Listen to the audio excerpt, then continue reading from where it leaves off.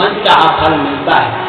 तो मन चाहा फल मिलता है का मतलब है तुम भी कुछ चाहते हो, स्वर्ग में इतना वैभव तो तुम्हें मिला ही है और इससे और अधिक चाहते हो, तुम इसलिए स्वर्ग में कथा का आयोजन कराना चाहते हो। तो वास्तव में देवता लोग भी स्वार्थ से ही कथा का आयोजन कराना चाह रहे थे। कोई भाव भक्ति बढ़े, भजन सत्संग कथा का रस मिले, आनंद मिले, इसके लिए नहीं। उन्होंने ये सुना था देवताओं ने कि कथा से जो कुछ चाहता है वो मिलता है कथा से। जिसके जैसे भाव होते हैं उसके भाव के अनुसार कथा फल देती है। भुक्तिम च मुक्तिम च ददासि नित्यम भावानुसारेण सदा नराम। ये जो बात कही गई कि कथा भोग को भी देती है, योग को भी देती है, मोक्ष को भी देती है, धर्म अर्थ काम मोक्ष चारों पुरुषार्थों को प्रदान करती है कथा। तो हम चाहते हैं भोग को। देवता लोग भोग चाहते थे स्वर्ग का, वहां का वैभव उनको कम पड़ रहा था। तो वो ये सोच रहे थे कि कथा से मन चाहा वैभव मिल जाएगा और हम जैसा चाहेंगे वैसा हो जाएगा। और स्वर्ग में जो फल हमको कल्प तरु भी नहीं दे सकता, कल्प वृक्ष भी नहीं दे सकता, वो ये कथा दे सकती है। इतना विश्वास तो था कम से कम देवताओं को। तो इस विश्वास के साथ उन्होंने कहा कि हमारे स्वर्ग में इसका है। सुखदेव जी पहले तो हंसे, बाद में जब देवता लोग हाथ जोड़कर कहने लगे कि महाराज हमने ऐसा क्या कह दिया जो आपको हंसी आई और आपके यजमान परीक्षित जी को हंसी आई, फिर मौन रहे सुखदेव। जब वो बार बार कहने लगे महाराज आखिर हमारा आप क्या उपहास कर रहे हैं, हमारी हंसी उड़ा रहे हैं, हमने कौन सी ऐसी हंसी उड़ाने की बात कह दी जो आप हमारी खिल्ली उड़ा रहे, हंसी उड़ा रहे। तब कहते हैं सुखदेव जी ने उनको संकेतों में ही समझा दिया और उनका कहने का यही भाव था, देवता लोग समझ गए। उनको ये कह दिया कि को कथा को सुधा लोके श्री श्री अनंत श्री सुखवाच क्व कथा क्व सुधा लोके क्व काचक क्व मणिर्महान् ब्रह्मरातो विचार्येवं तदा देवान् जहासः। ब्रह्मरातो विचार्येवं तदा देवान् जहासः। तो क्व कथा क्व सुधा लोके, उनको समझाया सारे देवताओं तुम लोग अभी कथा के श्रोता बनने की योग्यता नहीं रखते हो। कथा में तो कहा है कि पिबद भागवतम रसम, इस भागवत रूपी रस को पीने की बात है और तुम कथा को लेना चाहते हो। ये कथा कोई ऐसा लड्डू नहीं है जो झोले से निकाल के दे दें। तो इसलिए ये जो है ये तो ठीक ऐसा ही है जो तुम कह रहे हो ना, हम कथा लेने आए हैं और कथा के बदले अमृत देने आए हैं। तो इस अमृत और इस कथा में, इस अमृत और इस कथा में ऐसी ही उपमा, ऐसी ही बराबरी होती है। समझ लो जैसे कहाँ कांच का टुकड़ा और कहाँ अमूल्य मणि जिसका कोई मूल्य नहीं आंका जा सकता है, जो अरबों खरबों में भी नहीं आंका जा सकता। ऐसी मणि, चंद्रकांत मणि कहो या नागमणि कहो या सूर्यकांत चमत्तक मणि कहो, इनका कोई मूल्य नहीं है धरती में, कोई इसका मूल्य नहीं दे सकता। तो कहाँ ये ऐसी अमूल्य मणियां और कहाँ कांच का टुकड़ा। तो इस कथा के सामने ये हमारी भागवत कथा, जिस कथा के पात्र, जिस कथा को लेने का अधिकार, योग्यता ये परीक्षित जैसे परम भागवत लोग रखते हैं, ये इस कथा को लेने की योग्यता रखते हैं, भाव रखते हैं। तो इनके सामने, ऐसे परम भागवत भक्तों के सामने तुम्हारा अमृत कांच के टुकड़े की तरह है और कथा अमूल्य मणि है, इसका कोई मूल्य ही नहीं हो सकता। तो कांच के टुकड़े और अमूल्य मणि में तुम बराबरी करने आए हो। ऐसी बराबरी करने वाला तो बच्चा ही हो सकता है, थोड़ा अबोध बच्चा। और अबोध बच्चे को सुन करके बड़े बड़े गंभीर मुनियों को भी हंसी आई जाती है, मुस्कान आई जाती है। तो तुम्हारे बच्चों जैसी बात सुनकर, छोटे अबोध बालकों की जैसी बात सुनकर के ही ये हमारे परीक्षित जी को हंसी आई है, और इनको देख देख के फिर हमको भी आना स्वाभाविक ही था कि तुम्हारी बात ही कुछ ऐसी निकली मुंह से, उसमें तुम्हारा दोष भी नहीं है, क्योंकि तुम अभी कथा की महात्म्य को समझते नहीं, अभी तुमने कथा का महात्म्य सुना नहीं है, पढ़ा नहीं है, और सुना भी है तो सुना नहीं है, समझा नहीं है। इसलिए तुम अभी जाओ, जहां से आए हो वहां वापस जाओ।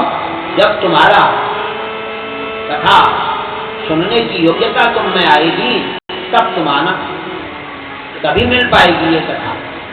ये कथा कोई खरीदने की चीज नहीं है कि तुम अमृत के बदले इसको खरीद लो। तो इसलिए उनको लौटा दिया, और देवता लोग निराश होकर भगवान ब्रह्मा जी के पास जाकर प्रार्थना करते हैं कि भगवान ऐसी ऐसी बात है, क्या भागवत कोई इतना विशेष है क्या, जैसा सुखदेव मुनि कह रहे हैं। ब्रह्मा जी की भी समझ में नहीं आया।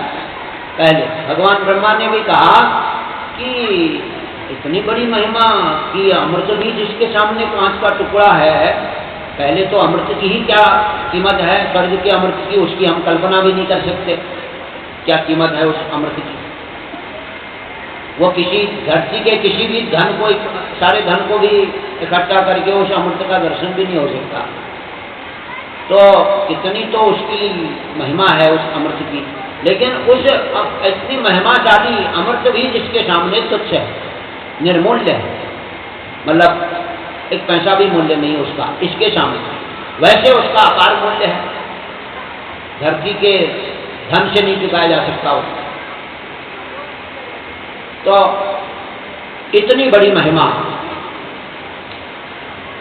तब ब्रह्मा जी, भगवान ब्रह्मा को आश्चर्य हुआ, उन्होंने भी एक तुला बनाई, दिव्य मानसिक तुला, अपने मनोबल से, और उससे जो है अपने जितने उन्होंने शास्त्र रचे थे उन शास्त्रों पुराणों को, और भगवान श्री हरि के अवतार वेद व्यासों के द्वारा जो अनेक पुराण अनेक अनेक मनवंतरों में युगों में रचे गए, उन सब पुराणों को लिया, उनकी महिमा को लिया, सब धर्मशास्त्र रखे और बड़े बड़े कर्मकांड शास्त्र सब रखे एक तुला में। तुला के दो भाग होते हैं, तो दाहिनी भाग में उनको रख दिया। अब इधर बाईं तरफ भागवत को तोलना था उससे। फिर जो दिव्य भागवत जो उन्होंने भगवान नारायण के मुखारविंद से 4 श्लोकों में चतुश्लोकी भागवत के रूप में सुना था, उस दिव्य भागवत को भी उसमें रखा, बाएं पलड़े में तराजू के। तो बायां पलड़ा नीचे बैठा रहा, और इधर सारे जो वो सदग्रंथ थे, बड़े बड़े पुराण थे, धर्मशास्त्र थे, वो सब हल्के पड़ गए, और ये भागवत भारी पड़ गया। भगवान नारायण ने ब्रह्मा जी को भागवत की महिमा इस लीला के माध्यम से बता दी कि हाँ, भागवत सब में भारी पड़ता है, क्योंकि सारे जो धर्मशास्त्र हैं, पुराण हैं, 17 पुराण और 17 उपपुराण, 18वां पुराण श्रीमद् भागवत। इसके अतिरिक्त जो है 34 पुराण और हैं, जिनमें 17 पुराण हैं, 17 उपपुराण हैं, जिनको अवपुराण कहा जाता है। और विद्वान लोग कहते भले आजकल ऐसे इतने सब ग्रंथ दिखाई नहीं देते हैं, या लुप्त हो गए, या दुर्लभ हैं, नहीं तो सतत्या 51 होता है। 51 पुराण धरती में बने हैं, पहले बने हैं, फिर 52वां ये भागवत बना, अंतिम में भागवत की रचना हुई। तो ये 17 पुराण, भागवत के अलावा 17 पुराणों की रचना पहले व्यास जी ने कर दी थी, और 17 उपपुराण भी बन गए। फिर उन उपपुराणों की भी जहाँ विस्तार है थोड़ा, उसका भी प्रकरण अलग अलग किए गए हैं, उनको औप पुराण कहा जाता है, जो उप के भी उप हैं। औप पुराण, पुराण, उप पुराण, औप पुराण, इस प्रकार से 51 हो जाते हैं ये। तो और फिर ये भागवत, तो यहाँ ये भागवत की महिमा सर्वोपरि इसलिए कही गई कि इन सारे पुराण, उपपुराण, अपपुराण और धर्मशास्त्र आदि सब का सार इस भागवत में है। सारा सब धर्म ग्रंथ और सारे ज्ञान विज्ञान का सारा जो अंतिम निष्कर्ष है, अंतिम निचोड़ जो है, वो भागवत में है। इसलिए भागवत सर्वश्रेष्ठ है। तो भागवत पुराण जो है, भागवत की महिमा सबसे अधिक हो गई। भागवत कथा, सब कथाएं सुनो, लेकिन भागवत कथा तो अवश्य सुनो। इसलिए अपने घर में को पुराण कराना चाहते हैं, कई लोग करते हैं, तो पहले और पुराण सब करो, फिर अंतिम में भागवत करो। लोग पहले पुराण, भागवत पुराण कर देंगे जैसे, फिर और छोटे मोटे और सब पुराणों को करते रहेंगे, तो वो उल्टा क्रम हो जाता है। सीधा क्रम तो यह है, पहले और सब पुराणों की चर्चा करो, फिर अंतिम में भागवत की चर्चा, क्योंकि वो सबका सार है।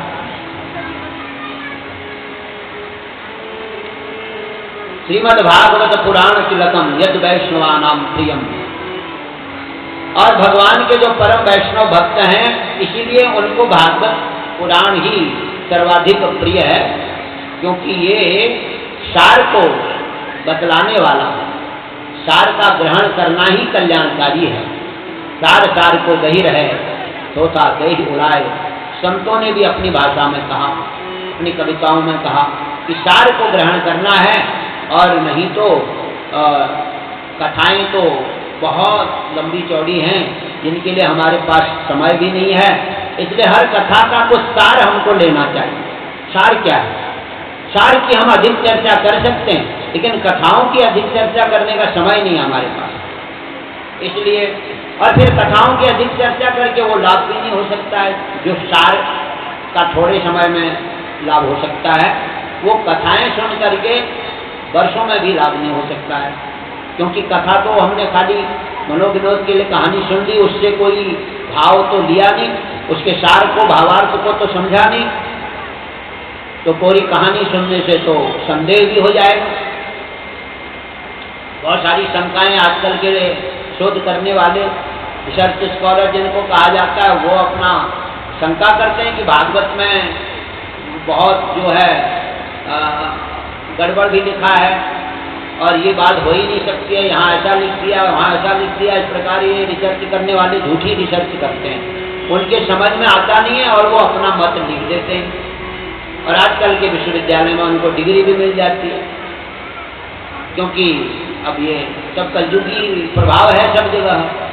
तो बहुत खंडन किया है कई जगह भागवतों के, जिन्होंने भागवत ग्रंथ का आधार लेकर कुछ शोध कार्य किया, तो उन्होंने अपने मत लिख दिया कुछ कि फलानी जगह जो ऐसा लिखा है वो गलत है, क्योंकि ऐसा तो हो ही नहीं सकता है।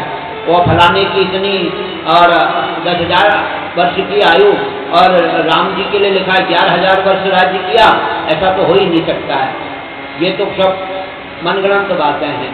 इस प्रकार का मतलब जब लिखेंगे तभी डिग्री भी मिलती है उनको विश्वविद्यालय से, और नहीं तो कहेंगे जी कि तुमने पुराण शास्त्रों में वेद व्यास जी के वचनों पर कैसे विश्वास कर लिया, ये तो कोरी गप्पे हैं। इस प्रकार का लिखते हैं आजकल के रिसर्च स्कॉलर, क्योंकि वो दैवी महिमा को, दैवी प्रभाव को, और भगवान ब्रह्मा जी, जो नारायण के अवतार ब्रह्मा जी ने जो रचना रची है, और युगों में अलग अलग युगों में अलग अलग व्यवस्था की है। लाख सवा लाख वर्ष की आयु भी सतयुग में हुआ करती थी, और कुछ ऐसे महापुरुष हैं आज जो सतयुग से आज तक अभी बने हुए, उनका वही शरीर चल रहा है, ऐसे भी है। लेकिन आजकल का रिसर्च स्कॉलर इस पर विश्वास नहीं करेगा, और जो उनको रिसर्च करा रहा है उनका निर्देशक, वो भी विश्वास नहीं करेगा, वो भी कहेगा ये कोरी गप्प है, गलत है। क्यों? आजकल प्रभाव है, आज के स्कूल हैं, आजकल कोई गुरुकुल नहीं है। आजकल यूनिवर्सिटियां हैं, वास्तविक विश्वविद्यालय नहीं है। और क्योंकि कली का प्रभाव, कली प्रभाव चहुओर कहा गया ना रामायण में, प्रभाव विरोध चहुओरा। रामायण की चौपाई में संत तुलसी जी कहते हैं कि कली का प्रभाव है। कली का मतलब माहौल का प्रभाव है, माहौल ही ऐसा बना है, शिक्षा दीक्षा ही ऐसी हुई है। तो ये इस कारण से तो यहाँ पर जो चर्चा है वह भागवत की महिमा की कथा सुनाई जा रही है। उसके उदाहरण से समझा रहे हैं कि फिर वो जब लौट जाते हैं बाद में आगे जो है ज्ञान वैराग्य भक्ति की चर्चा सुनाई जाती है। इस कथा से हमें मालूम पड़ गया, भगवान ब्रह्मा जी ने बता दिया कि हाँ सच में भागवत सर्वश्रेष्ठ है। देवताओं तुम अभी इस योग्य नहीं हो, इसलिए तुम्हें नहीं मिला, कोई बात नहीं, चिंता मत करो, इसके लायक बनने का प्रयास करो। तो देवताओं को ब्रह्मा जी ने भी आश्वासन दे दिया कि सही कहा, भगवान महामुनि सुखदेव जी ने सही कहा। पहले तो हमारी समझ में भी नहीं आ रहा था, भगवान नारायण की माया से हम भी मोहित हो रहे थे, लेकिन अब जब हम नारायण की शरण में गए हैं तो भगवान नारायण की कृपा से समझ पाए हैं कि इसकी महिमा सचमुच में अपार है। बस केवल हमारे लिए हमें उसके लिए भाव जगाना है, अपनी पात्रता बढ़ानी है, पात्रता को जो है परिपूर्ण करना है, पात्रता में कमी नहीं रहनी चाहिए। तो बात भी यही है, हमारे भक्त लोग गाया भी करते हैं कि प्रभु की करुणा में कोई कमी है नहीं, पात्रता में हमारी कमी रह गई। प्रभु की करुणा में कोई कमी है नहीं, पात्रता में हमारी कमी रह गई। तो पात्रता बढ़ाने की बात है। 2 लाइन गा सकते हो भजन, 2 लाइन ज्यादा लंबा है। ये पात्रता की बात आई है। प्रभु की करुणा अपने लय से गाइए। प्रभु की करुणा में कोई कमी है नहीं, प्रभु की करुणा में कोई कमी है नहीं, पात्रता में हमारी कमी रह गई, पात्रता में हमारी कमी रह गई, में कोई कमी है नहीं, करुणा में कोई कमी है नहीं, पात्रता में हमारी कमी रह गई, पात्रता में कमी रह गई। प्रभु की करुणा में कोई कमी तो नहीं, प्रभु की करुणा में कोई कमी नहीं, पात्रता में हमारी कमी रह गई, पात्रता में हमारी कमी रह गई, पात्रता में हमारी कमी रह गई, पात्रता में हमारी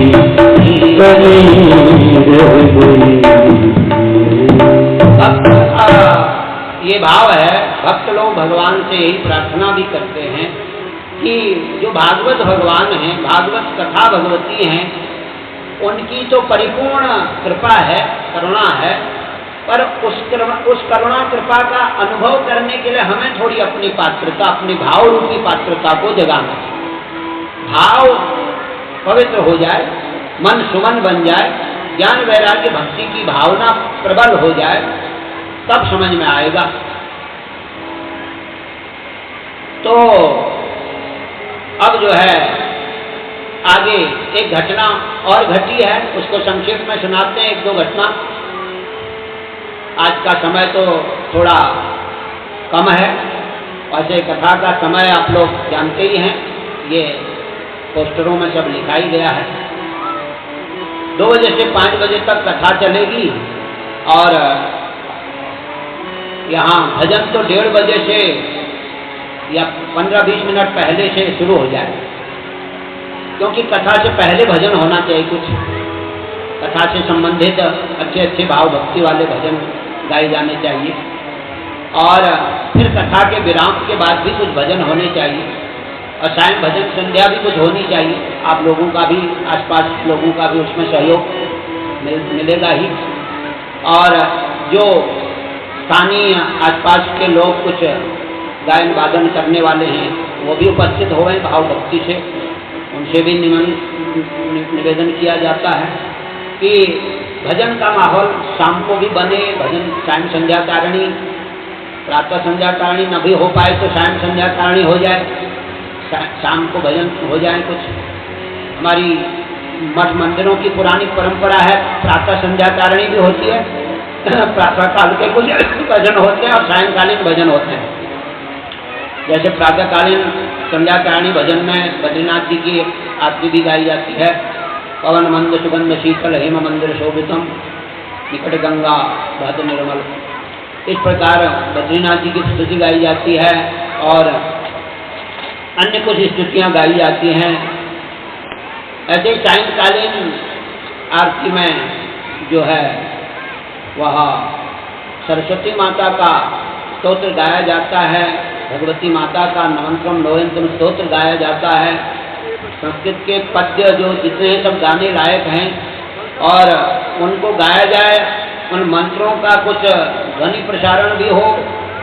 वह ये आजकल के जो कलिकाल के साधन बने हैं भगवान की माया से, इनका सदुपयोग तभी है जब इनसे खूब भजन का प्रचार प्रसार हो, वेद ध्वनि गुंजायमान हो, भागवत के श्लोक गुंजायमान हो और सुंदर भाव भक्ति के भजन गुंजायमान हो, सुंदर सुंदर स्तोत्र गाए जाएं, स्तुतियाँ गाई जाएं, चाहे कोई हिंदी में गाना चाहे जानता हो या संस्कृत में गाना जानता हो, तो जिस भाषा में भी वो गा सके गाना चाहिए भाव से, भक्ति से।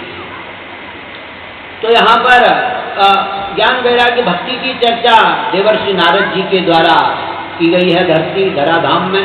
वो सब प्रसंग सुनाते हैं कि नारद जी जो हैं, जैसे अभी हमने भागवत की महिमा में एक श्लोक पढ़ा था कि भागवत जो है हमको काल रूपी व्याल से बचाने वाला है, इसलिए भागवत की अपार महिमा है। काल व्याल मुखग्रास त्रास निर्णास हेतवे श्रीमद्भागवतम शास्त्रम कलोकीरेण भाषितम। ये जो भागवत जी में कहा गया कि ये भागवत इसलिए महत्वपूर्ण है क्योंकि हम सब प्राणी जो हैं काल रूपी अजगर के मुख में बैठे हुए हैं, वो कभी भी निगल सकता है। जैसे उदाहरण भी दिया गया कि जैसे सर्प जो है जब मेढक का शिकार करता है, मेढक को पकड़ता है तो पीछे की ओर से पकड़ता है, मुख की तरफ से नहीं पकड़ता है, और मेढक का मुंह आगे को रहता है, पीछे से उसको सर्प धीरे धीरे निगलता है, अंदर मुंह के अंदर करते रहता है। और वो मेढक इतना पागल है, वो इतना मतलब संसार की भूख में खोया हुआ रहता है।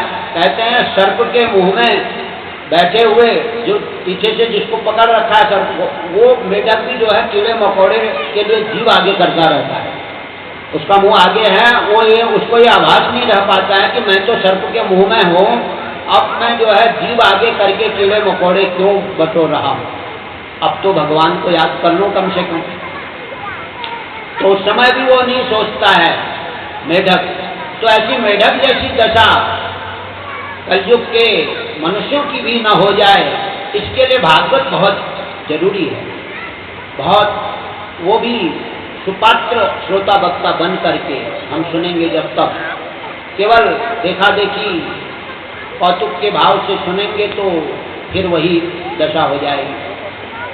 तो इसलिए सावधानी से सुनना चाहिए, सावधान होकर सुनना। हमारे जो पुराने बड़े महान वक्ता हुआ करते थे, वो श्रोता समाज को सावधान करने के लिए 3 बार सावधान शब्द का उच्चारण करते थे। जब कथा प्रारंभ की जाए तो कथा प्रारंभ करने के मंगलाचरण करने के बाद जब कथा प्रारंभ हो तो कथा से पहले सावधान सावधान सावधान, ये शब्द का उच्चारण करके सुनने वालों को भी सावधान कर दिया जाए। सावधान का मतलब यही है कि पूर्ण रूप से पूरे मनोयोग से अपने मन को केवल भगवत चर्चा में लगाओ, भगवान के ध्यान में लगाओ। और जो सुनो उसे गुनो, उसका मनन चिंतन करो, उसको आचरण में उतारो, फिर उसका प्रचार करो। ये 4 अंग कहा गया है सत्संग का। सत्संग का 4 अंग क्या है? श्रवणम, कीर्तनम और निधिध्यासनम, प्रचारम, मतलब संस्कृत भाषा में उसको ऐसे कहा गया, और हमारी सदुकरी भाषा जो है लोक भाषा में उसको कहा गया सुनना, गुनना, बुनना और भुनना। भुनना का मतलब है उसका भुनाना, उसको प्रचार करना, उसको खुद प्राप्त करके दूसरों को भी देना, मतलब प्रचार करना। और बुनने का मतलब है अपने आप में उसका आचरण करना, अपने में उतारना। और गुनने का मतलब है जो सुना है उसका चिंतन करना, उसको याद रखना। और सुनने का मतलब है दत्तचित्त होकर पूर्ण मन लगाकर पहले बात को अच्छी तरह सुनना। तो ये सत्संग के 4 अंग हो गए। इनकी चर्चा प्रायः समाज में श्रोता वक्ता लोग करते नहीं हैं। इसकी चर्चा अवश्य होनी चाहिए, श्रोता वक्ताओं को इसकी चर्चा अवश्य करनी चाहिए कि सुनने की भी एक विधि होती है। बस आ जाइए, आप बैठ जाइए, यहाँ इतना ही पर्याप्त नहीं है। आना भी बहुत भाग्य की बात है। भगवान की कृपा से आप यहाँ आए हैं। भगवान श्याम सुंदर राधा मुकुंद भगवान की कृपा है, और गुरुदेव भगवान का, अपने अपने माता पिता का आशीर्वाद है जो ये अवसर मिला है हमको, यहाँ आने लायक माहौल मिला है, ताकत मिली है, बुद्धि मिली है, विचार मिला है, और ऐसे सत्संगी समाज मिला। तो ये हमारे सौभाग्य की बात है। भगवान के ने कृपा करके ये सौभाग्य दिया है, नहीं तो ये सौभाग्य किसी पुण्य से नहीं मिल सकता है। भागवत में लिखा जन्मांतरे भवेत पुण्यम, अनेक जन्मों का पुण्य भी इकट्ठा हो जाए तो भागवत कथा सुनने सुनाने का सौभाग्य मिलना दुर्लभ है। तो ये केवल कैसे मिलता है? भगवान की दया दृष्टि से, क्योंकि भगवान को भूत भावन कहा जाता है। उनको हर प्राणी प्यारा है, और उसमें भी मनुष्य ज़्यादा प्यारे हैं।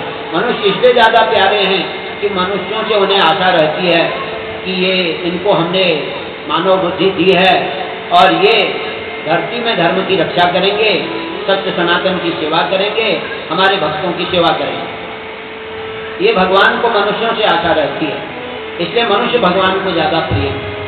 सब मम प्रिय सब मम उपजाए, तिन मह अधिक मनुज मोहि भाए, तिन मह द्विज द्विज मह सुसिधारी, तिन मह निगम नीति अनुसारी। ये जो रामायण की चौपाइयाँ हैं, इनका यही अर्थ है, यही मतलब।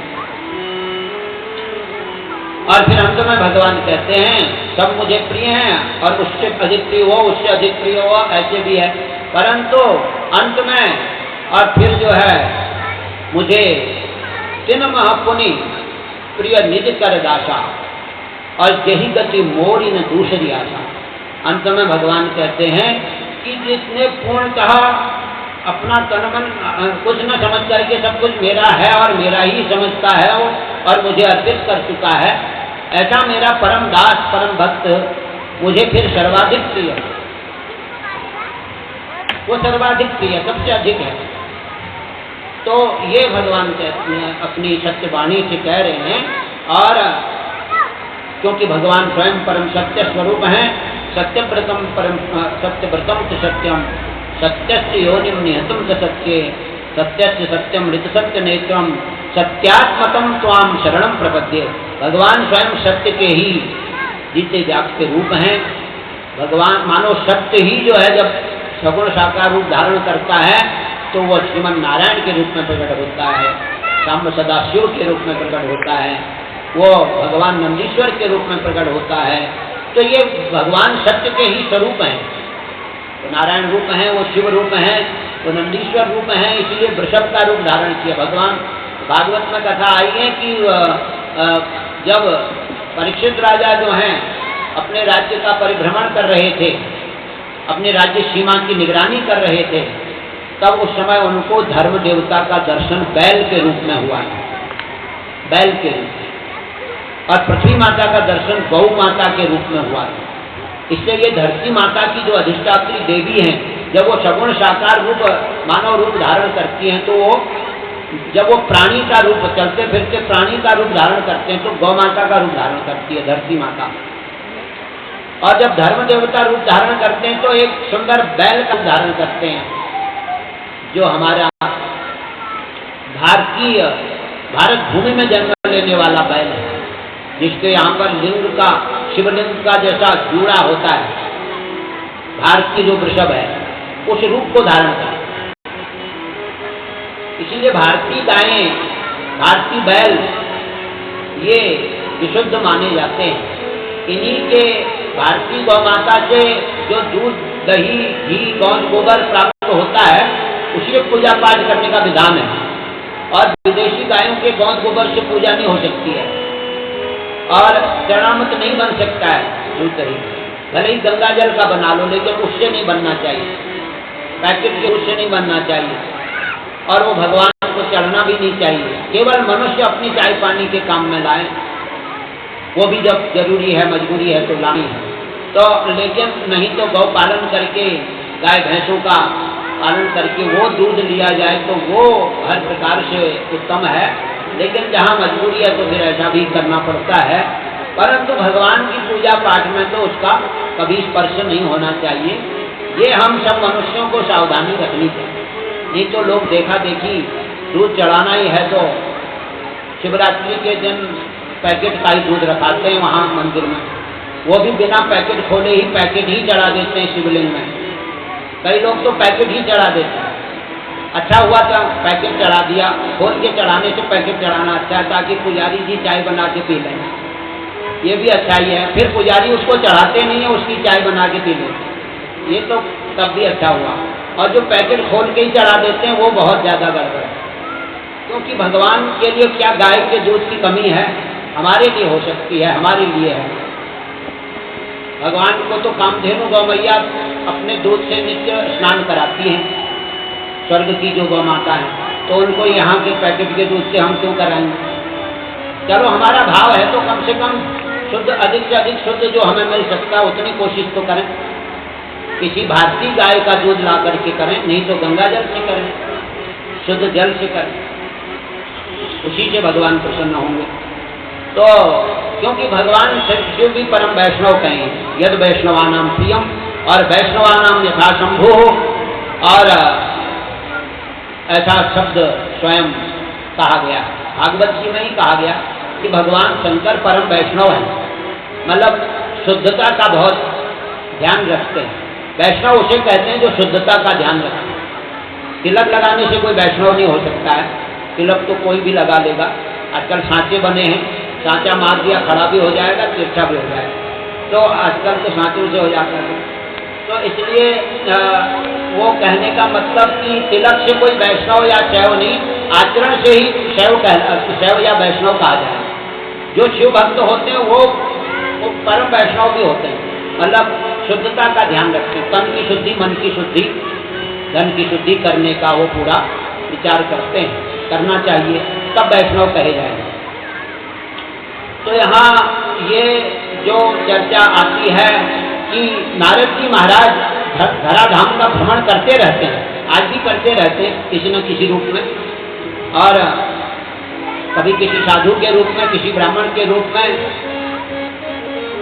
आज भी वो धराधाम का भ्रमण करते हैं। और जहाँ ज़्यादा, जिस गांव में, जिस मोहल्ले में ज़्यादा पाप बढ़ रहा है, लोग बहुत शराबी कबाबी बनते जा रहे हैं, और घर में बहुत कलह चल रहा है, बड़ी मनुष्य जन्म पाकर के भी अपनी ही दुर्बुद्धि से, अपने ही दुराचरण से दुर्गति अपनी करा रहे हैं, उनको देख करके नारद जी बहुत दुखी हो जाते हैं। तब फिर भगवान के पास जाकर शिकायत करते हैं कि महाराज ऐसे ऐसे हो रहा है, बहुत पाप हो रहा है, कलिकाल का माहौल बना हुआ है, लोग घर में बड़ा कलह कर रहे हैं, झगड़ा कर रहे हैं, शराबी कबाबी बन गए हैं, मानव होकर के भी दानव बन रहे हैं, राक्षसी आचरण कर रहे हैं, इनका भला कैसे होगा।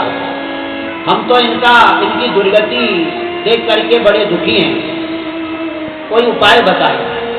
फिर नारायण भगवान उनसे कहते हैं कि अयम तो युग धर्मो ही वर्तते कशदूषणम अतस्त पुंडरीकाक्ष सहते निकटे स्थिता।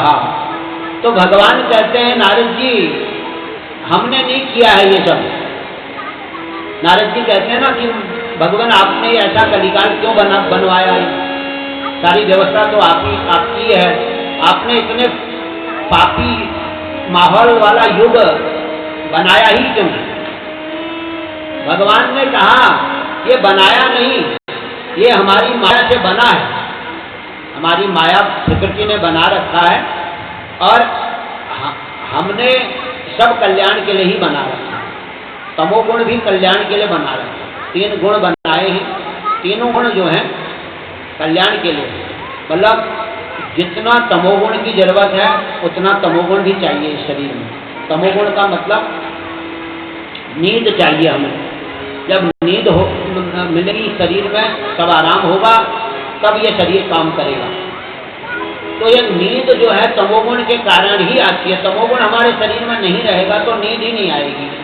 तो इतना तमोगुण भी चाहिए जिससे हमारी जीवन यात्रा ठीक से चल जाए। और रजोगुण का मतलब है कि स्वाभिमान, स्वाभिमान भी थोड़ा होना जरूरी है, नहीं तो जो है काम बिगड़ जाएगा। और स्वाभिमान का मतलब है कि हम कौन हैं, क्या हैं, हमने हमारा कर्तव्य क्या है, हमने किस बात का गौरव करना है। हमने तो एक तो गौरव करना है कि भगवान की कृपा से भारत भूमि में हमें जन्म मिला है, उसमें भी देवभूमि उत्तराखंड में जन्म मिला है, और उसमें भी हमें जो है सत्य सनातन 4 वर्णों में से एक वर्ण में हमें जन्म मिला है। हम सब हिंदू समाज के जो वर्ण हैं वो आपस में भगवान की भक्ति, मिलजुल कर भगवान की भक्ति करने के लिए हैं, आपस में प्रेम से रहने के लिए हैं, और अपनी अपनी मर्यादा मानते हुए, अपने अपने धर्म कर्तव्य को मानते हुए हम जो है भगवान की भक्ति करें और भजन करें। हम सब मिलकर हरि गुण गाएं, शीश झुकावें यह वर पावें। ये भजन में भी गाया जाता है कि हम सभी हिंदू समाज के लोगों को मिल करके भजन करें। हिंदू समाज ही क्या कहें, जब भारत में बहुत ज़्यादा जो है तमोगुण नहीं बढ़ा था, ये राक्षसी भयानक शक्तियों का जब ज़्यादा विस्तार नहीं था भारत में, शुरुआत ही थी, उस समय सभी मत पंथ जो कलयुग में चलते हैं, मत पंथ वाले भी सत्य को मानते थे, असलियत को मानते थे। अन्य मजहब पंथों में भी भक्त हुए हैं, राक्षस वंश में भी प्रहलाद जैसे भक्त हुए हैं, इसलिए अन्य मजहब पंथ वालों को भी विचार करना चाहिए था, लेकिन वो करते नहीं हैं। अपने आप में तमोगुणी कट्टरता बढ़ाते हैं। सतोगुणी कट्टरता से तो कल्याण होता है, लेकिन तमोगुणी कट्टरता से दुर्गति पहले भी हुई है, आज भी हो रही है, वो आगे भी होती रहेगी। क्योंकि तमोगुणी कट्टरता से अपनी तो दुर्गति होती है और दूसरे के लिए भी हम एक आतंक के कारण बन जाते हैं, आतंक के पर्याय बन जाते हैं। दूसरा हमसे भयभीत होने लगता है और हम पर शक संदेह करने लगता है। इसलिए जब राक्षसों ने भी भक्ति की तो सभी मजहब पंथ वालों को भी मनुष्य होने के नाते अगर मानव बुद्धि उनमें होती तो वो लोग जरूर भजन में लग जाए। सत्य को नहीं छोड़ते, भले ही फिर अपना मत पंथ मानते रहें। जैसे रजखान भी एक मजहब में पैदा हुए थे, लेकिन नाम भी उनका नहीं बदला और भगवान की भक्ति करते रहे और भक्ति के लिए वृंदावन मथुरा में अपना निवास बना लिया। और वो आज उनको हरि भक्तों के रूप में उनकी गिनती की जाती है, उनका नमन किया जाता है, उनको एक संत माना जाता है। उनको ये नहीं कहा जाता इसने फलाने मजहब में जन्म लिया है और वहाँ ऐसे ऐसे। तो ऐसा जो किसी भी मजहब पंथ में किसी का जन्म हो जाए, लेकिन वो सत्य को माने, भगवान की भक्ति को माने, फिर अपने मजहब को भी अपनाए, तो फिर कोई खतरा नहीं है, न दूसरे को खतरा न उसको कोई खतरा है। लेकिन ऐसा प्रायः नहीं दिखता है। लाखों में से कोई एक आध हो जाए तो हो जाए, नहीं तो बहुत मुश्किल है। जो कलयुग में चलने वाले मत पंथ हैं ये सत्य को मिटाने की कट्टरता बढ़ाते हैं, सत्य को मिटाने, सत्य सनातन को मिटाने का एड़ी चोटी का जोर लगाया। कई बार यहाँ विदेशों से राक्षस आए, उन विदेशी राक्षसों ने यहाँ पर कब्जा करने बहुत षड्यंत्र किया और इसको जड़ से मिटाने का प्रयास किया, लेकिन सनातन को कोई मिटा नहीं सका। बड़े से बड़ा राक्षस भी, कलयुग के राक्षसों से बड़े राक्षस तो पहले भी हुए जो पूरे ब्रह्मांड को हिलाने वाले थे। ऐसे राक्षस की चर्चा आई है भागवत में। हिरण्यकश्यपु नाम का राक्षस और हिरण्याक्ष नाम का राक्षस, उसी का भाई, वो तो पूरी धरती को ही हिला के ले गया। वो इतना विशाल था कि धरती से बाहर खड़ा होकर उसने धरती को उठा लिया था और धरती को ही ले गया था। वो अपनी धुरी से अलग कर दिया उसने धरती को। जहाँ भगवान ब्रह्मा ने स्थापित किया वहाँ से हटा करके वो रसातल ले गया। बाद में उसके लिए भगवान ने 12 अवतार धारण किया। इसकी कथा आगे हम सुनेंगे थोड़ा विस्तार से। तो यहाँ पर चर्चा आती है कि नारद जी जो हैं, नारद जी धराधाम में आए हैं धरती के संकट को मिटाने के लिए। आज भी नारद जी आ रहे हैं और वो अपनी ओर से व्यवस्था कर रहे हैं कि यहाँ कल्याण हो। भारतवर्ष में आज भी भगवान विराजमान रहें, यहाँ पर धर्म का माहौल हो।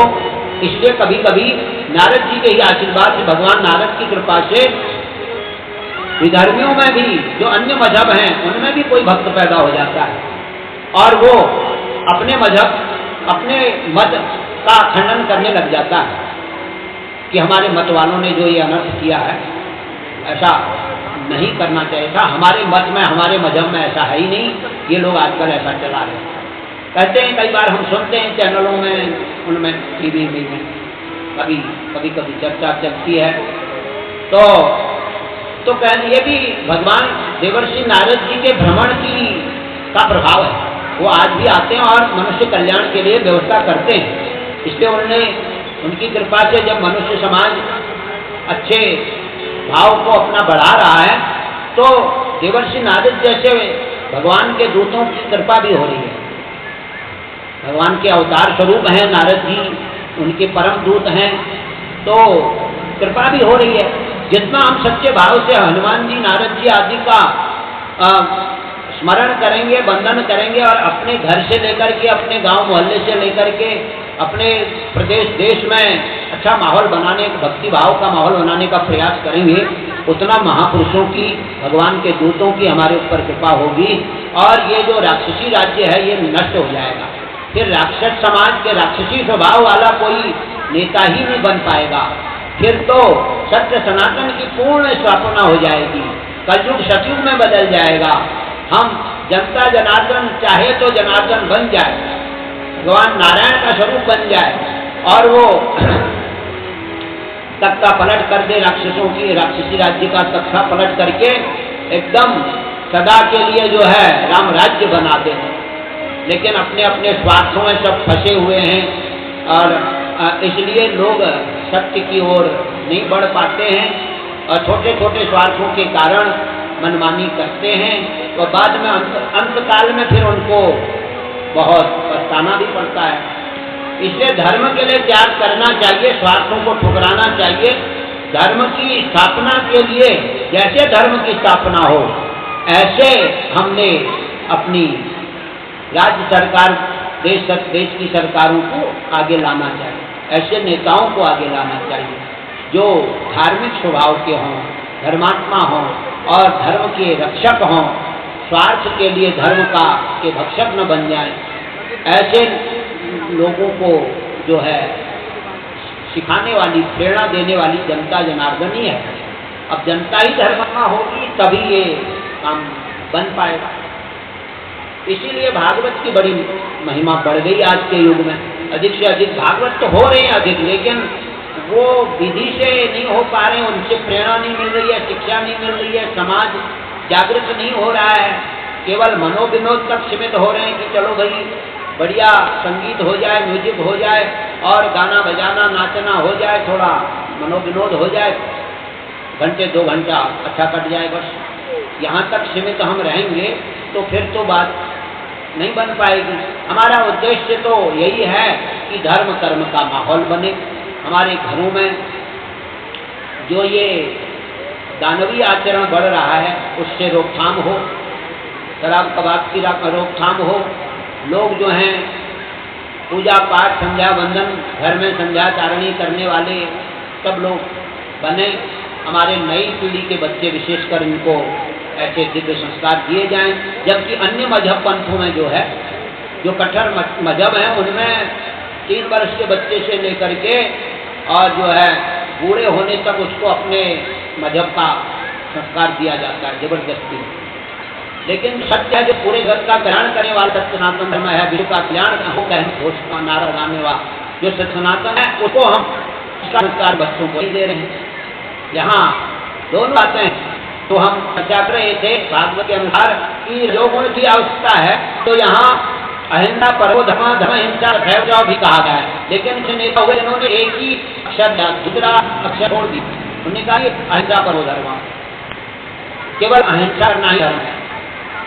अहिंसा का मतलब किसी को मारना, कोई कितना बड़ा भक्त हो, कितना बड़ा अन्याय अत्याचार धर्म फैला रहा हो, कितने बड़ा आतंकवादी हो, उसको मारना नहीं, उस पर आता है। अहिंसा परमो धर्मों के लिए गलत अर्थ रखते हैं वो लोग। और फिर उन्होंने ऐसा अपना बना दिया कि कोई व्यक्ति और कोई आत्मा तुम अच्छे लिए बात कर रहे हो, अच्छी बात बता रहे हो, भला कर रहे हो, तुम्हारी बात नहीं मानता है, मैं एक पढ़वा देता है तो तुम दूसरी गाड़ी में दूसरा थप्पड़ भी लगो लो। ऐसी शिक्षा देने वाले भी नेता हुए हैं। और जो मतलब जो अर्थ करते हैं, अर्थ आनंद करते हैं, जबकि भगवान कृष्ण ने कहा कि कर्मान धर्म भारत, अर्जुन तो वो लड़ना पड़ेगा, ना लड़े धर्म की स्थापना नहीं हो सकती है। अन्यायियों अत्याचारों का जो शरीर है वो धरती का हार है, उस भार को मिलना पड़े। तो इसलिए जो आतंकवादी हैं, जिनका भाव ही आतंक है, जिनके कारण आतंक फैल रहा है, उनको इस धरती में रहने का अधिकार नहीं है। धरती तो संत महात्मा के लिए है, अर्थात जिनका संत स्वभाव है, केवल वेशभूषा वाला संत नहीं, तो स्वभाव से संत है। वेशभूषा जैसी है वो तो सब चलेगी समय के अनुसार। स्वभाव से संत होना, जो स्वभाव से संत है, जिसके मन में धर्म है, कर्म है और दया दान है, सत्य है, अहिंसा और शौच है, और धर्म की रक्षा के लिए वीरता है, धीरता है, गंभीरता है, ऐसे महापुरुषों के लिए धरती है। वीर भोग्या वसुंधरा आज भी मिलिट्री का विभाग का आदर्श वाक्य कहा जाता है। ये धरती वीरों के लिए है। ये हमारा जो रक्षा विभाग है, मिलिट्री विभाग जिसे कहते हैं, उसका आदर्श वाक्य है वीर भोग्या वसुंधरा। ये धरती माता धर्म वीरों के लिए है, जो धर्म, जो राष्ट्र के लिए, अपने देश की रक्षा के लिए, अपने भारतीय संस्कृति की रक्षा के लिए जो कमर कस लेते हैं, हर प्रकार से अपने तन मन धन की आहुति देने के लिए तैयार हैं, ऐसे महान वीरों के लिए ये धरती माता अपनी गोदी फैलाती है और बाकी लोगों का भार हो जाता है इस धरती माता का। बाकी पापियों के भार से धरती दुखी हो जाती है और गौ का रूप धारण करके भगवान से प्रार्थना करती है। ये कथाएं भागवत में जगह जगह पर आती हैं। तो ये कथा भागवत में आई कि जो है नारद जी जब भ्रमण कर रहे थे ऐसे ही धरती का भार मिटाने के लिए, तो वो अनेक तीर्थों में घूमते हुए जब वृंदावन में आते हैं तो वहाँ वो क्या देखते हैं, यमुना किनारे कि एक महिला बीच में बैठी है, उसको चारों ओर से महिलाओं ने घेर रखा।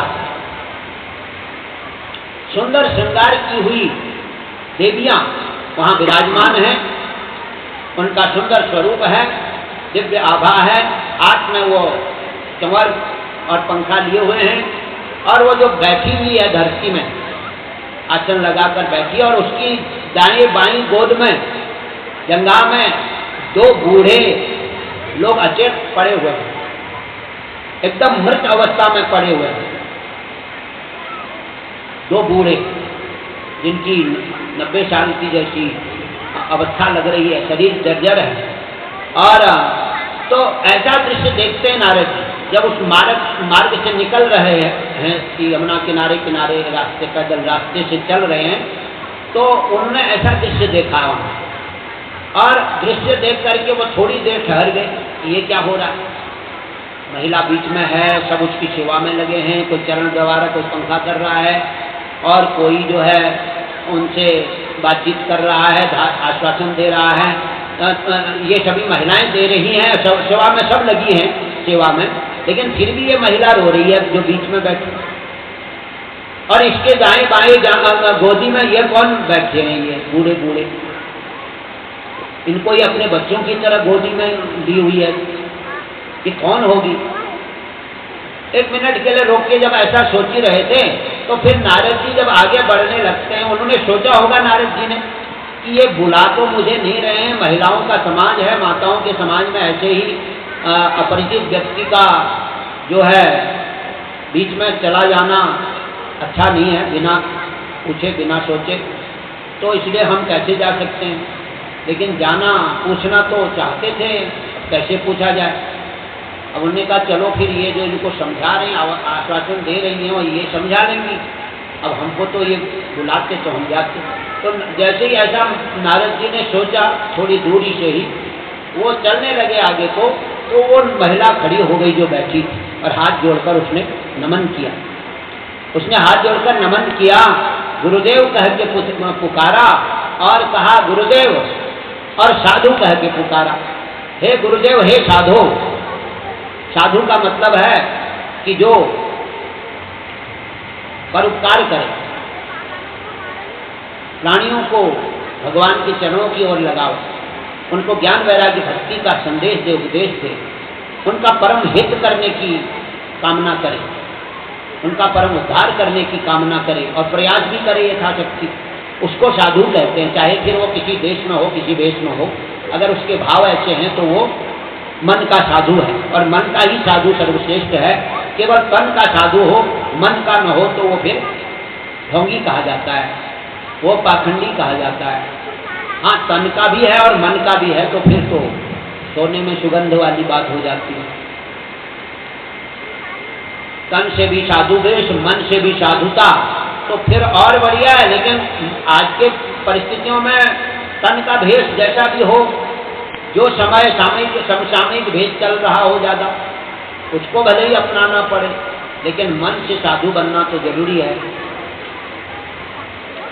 तो ये साधु की बात कही, तो नारद जी सच्चे साधु हैं, सच्चे सद्गुरु हैं, इसलिए उस महिला, उस माता जी ने कहा कि भो भो साधो क्षणम तिष्ठा मत्यंतामपि नाशय, साधूनां दर्शनम पुण्यम तीर्थभूता ही साधवः। ये बात उन्होंने कही, और भो साधो क्षणम तिष्ठा मत्यंतामपि नाशय। हे महाराज, हे सद्गुरुदेव, हे साधो, हे दूसरों का भला कल्याण करने वाले, हे परोपकारी महापुरुष, आप कृपा करके थोड़ा रुझाइए और मेरे मन के कष्ट को दूर कीजिए। तन के कष्ट की बात मैं नहीं कर रही हूँ, तन की सेवा करने वाले तो ही बहुत हैं, मन का कष्ट जरा ज़्यादा भयानक है। तो मेरे चिंता का मतलब मन का कष्ट, जो बौद्धिक कष्ट है, जो मानसिक कष्ट है, वो दुख है, उसको आप जैसे साधु ही दूर कर सकते हैं। आप जैसे साधुओं की वाणी से ही वो दूर हो सकता है, होता है। इसलिए आप कृपा कीजिए, कुछ बताइए, कुछ उपदेश कीजिए। अब नारद जी यही चाहते थे, वो निकट चले गए, कहा अच्छा ठीक है मैं आता हूँ, और फिर गए हैं। कहा अच्छा बताइए, पहले तो अपना परिचय बताइए, मेरे समझ में नहीं आया कि आप ऐसे क्यों रो रहे हैं, क्यों दुखी हैं, जब सब सेवा हो रही है, और ये दो बूढ़े कौन हैं, ये क्या स्थिति है, संक्षेप में अपना परिचय। तो तब उस देवी ने, उस माता ने जो रो रही है, उसने हाथ जोड़ करके अपना परिचय दिया। तो कौन थी वो देवी? भक्ति देवी उसका नाम है। भक्ति देवी ने ही साकार, सगुण साकार रूप धारण किया था, एक दिव्य माता का, एक महिला का रूप धारण किया। तो वो भक्ति माता बोली है, भक्तिरुवाच श्री श्री अनंत श्री भक्तिरुवाच अहम भक्तिरिति ख्याता इमो मे तनयो मतो ज्ञान वैराग्य नामानो काल योगेन जर्जरो। कहा कि हे गुरुदेव, मैं भक्ति, मेरा नाम भक्ति है। और ये जो आपने पूछा, ये दोनों मेरे पुत्र हैं। इमो मे अनयो मत, ये दोनों मेरे पुत्र हैं और इनका नाम क्या है? इनका नाम क्या है? ज्ञान वैराग्य नामानो काल योगेन जर्जरो। तो इनका नाम महाराज ज्ञान और वैराग्य। ये दोनों जो बूढ़े जैसे लग रहे हैं, ये मेरे पुत्र हैं और इनका नाम ज्ञान वैराग्य। एक का नाम ज्ञान है, एक का नाम वैराग्य।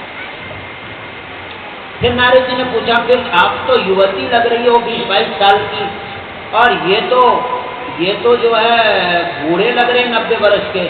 तो ऐसा ये विपरीत दृश्य तो हमने आज ही देखा जो है कि माता 20-22 वर्ष की हो और पुत्र 80 वर्ष 90 वर्ष के हों। ऐसा कैसे हो सकता है? तो भक्ति माता ने कहा नहीं गुरुदेव, ऐसी बात नहीं है, ये मेरे ही पुत्र हैं, परंतु ये काल योगेन जर्जरो, ये बूढ़े, इनमें जो बुढ़ापा आया है वो माहौल के कारण आया। कुछ माहौल ही ऐसा बन गया, कलयुगी माहौल के कारण ये बूढ़े हो गए। काल योगेन जर्जरो का मतलब माहौल के कारण, माहौल जिसको आज की भाषा में कहते हैं, मतलब बौद्धिक वातावरण। अगर हम अपने हिंदी भाषा में उसको कहें तो बौद्धिक वातावरण, और वैसे लोक भाषा में, व्यवहारिक भाषा में उसको माहौल खराब है कहते हैं। बाहर मत जाना, माहौल खराब है। हाँ। तो इसलिए तो ये जो बौद्धिक विचार बिगड़ गए हैं और विचारों के कारण आचरण भी बिगड़ गया है और सोच बिगड़ गई है, इसके कारण ये पाप बढ़ गया है। और पाप बढ़ने के कारण इनकी दशा ऐसी हो गई। जब पाप बढ़ता है तब तक हर चीज की अवनति होती है, ह्रास होता है। कलयुग में, आज के माहौल में ज्यों ज्यों पाप बढ़ेगा त्यों त्यों शरीर का भी ह्रास होगा, बुद्धि का भी ह्रास होगा, बल का भी ह्रास होगा। हर चीज जो है वो ह्रासोन्मुख हो जाएगी, मतलब ह्रास की तरफ, अवनति की तरफ, घटोत्तरी की तरफ बढ़ेगी, घटता रहे। तन का बल घटेगा, मन का बल घटेगा, धन का बल घटेगा, हर चीज घटता ही तो जा रहा है। जो आज से 50 वर्ष पहले 1000 रुपये की कीमत थी, वो आज लाख की भी नहीं है, इतनी घट गई। पहले जितना 1000 रुपये में जो कार्य हो जाता था वो लाख में भी आज नहीं हो सकता है। तो घट रहा है। ऐसे ही पहले शरीर भी इतने बलिष्ठ होते थे, बुद्धि में भी सोचने का बड़ा बल होता था, शरीर की आयु भी बड़ी होती थी, वो सब घटता जा रहा है। पाप बढ़ रहा है तो और चीज सब घट रहा है। जो हमारे लिए जरूरी है, कल्याणकारी है, वो घट रहा है। पाप बढ़ने पर अनर्थकारी चीजें बढ़ती हैं और कल्याणकारी चीजें घटती हैं। तो ये ऐसा हो, तो इसलिए माहौल के कारण ये गड़बड़ हो रही है महाराज। तो नारद जी समझ गए, उन्होंने कहा हाँ ठीक है भक्ति देवी, मैं तुम्हारा परिचय जान गया, समझ गया, और तुम्हारे दुख का कारण भी समझ गया। मैं उपाय करूंगा, तुम्हारे ये जो ज्ञान वैराग्य हैं, इनके जर्जरपना, इनके बुढ़ापे को मिटाने का प्रयास करूंगा। मैं भक्ति का माहौल का सुधार करूंगा। और माहौल का सुधार जो है पूजा पाठ, जप तप, सत्संग, भजन के माहौल से होता है सुधार। जब बच्चे से लेकर बूढ़े तक सब लोगों में भाव भक्ति भजन आ जाए कथा के माध्यम से, तो फिर तो सुधार हो ही जाएगा समाज में। फिर तो लोग जो है नर से नारायण बनने की तैयारी करेंगे, मानव से दानव बनने की नहीं। फिर तो वो जो है सन्मार्ग की तरफ बढ़ते रहेंगे। तो इसलिए मैं ऐसा कोशिश करता हूँ, पाठ पूजा कुछ करता हूँ। वेद पाठ का भी बड़ा फल होता है, वेद